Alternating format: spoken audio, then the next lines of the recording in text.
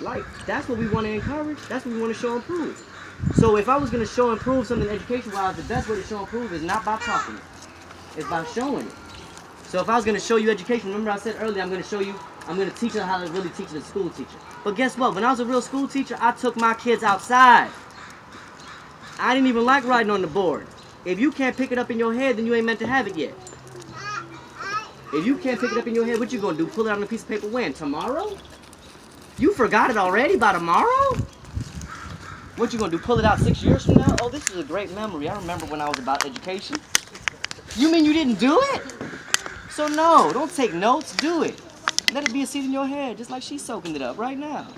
She knows that she's going to be an educator one day. She can't help it because this is the heaviest program that she might have had in a long time. She going to remember this years from now. Like, man, I remember all those people sitting around. And there was a man, he was sitting on top of the metal thing. He was talking about teaching. And I wanted to teach. I wanted to be like that. And look at all the people listening. She want to have this same experience one day. So she going to teach so she can have it. And ain't that teaching? Showing and proving. You show the example so that somebody can reproduce it. We show them gardening so that we can show them how to do it. We're supposed to show martial arts. I need you to have the young men out here, and I want you to be right out here, right beyond the fence to where the kids can feel safe, and I want you to show them sparring and show them the men can fight and get along, and it don't got to scare them. And they can see warrior code as children, and they could grow up to want to be warriors.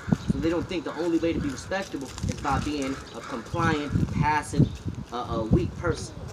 Right? We don't want to teach weakness as righteousness. We want to teach that righteousness also means strength, it means justice, and it means courage. So it means the courage that sometimes you might have to take a hit.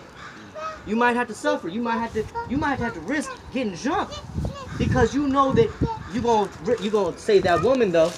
The woman might have been about to, like, you know what, I'm gonna take the ass before she do. So you'll insert yourself in situations that you might have otherwise been too scared to ever be in. And then you realize you really don't even have to take that many whoopings, because the sheer strength of my character alone, man, it carries with it the force of lions.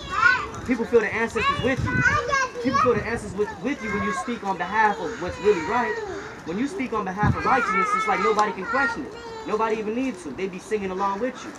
You would be surprised you have people coming to back you up. Whereas otherwise you would have felt like you was alone.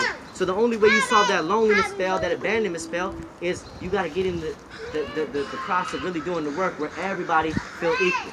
Everybody feel like, okay, look how we all sitting, or like nobody feel like it's a special position. And you really can't even tell. If somebody else start talking, you wouldn't be able to tell who a leader is or who the teacher is. Because if I ask this man to talk about managing a cultural center, which I don't have expertise on, then he becomes the best knower. If I ask this man to talk about young men that's in the street that come from gang life, that don't need to be seen as gang members and labeled, but need to be seen as men, and what can they be raised up into, I'm going to let him be the teacher, and nobody going to know who know more than him in that regard.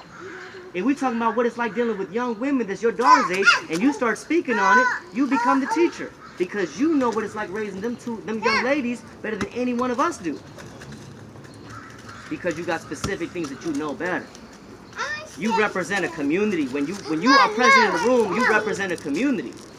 You represent everybody that is a little bit similar to you demographically.